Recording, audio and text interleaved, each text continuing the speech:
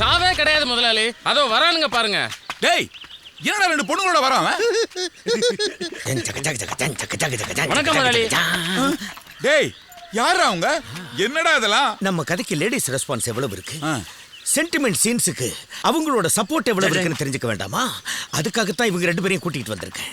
இவங்களுடைய ரியாக்ஷனை பார்த்து நீங்க உடனே ஆக்ஷன்ல இறங்கணும். கதையை ஓபன் பண்ணு. ஓபன் பண்ணா ஒரு வில்லேஜ். என்னது இது? டைட்டில் சாங் முதலாளி.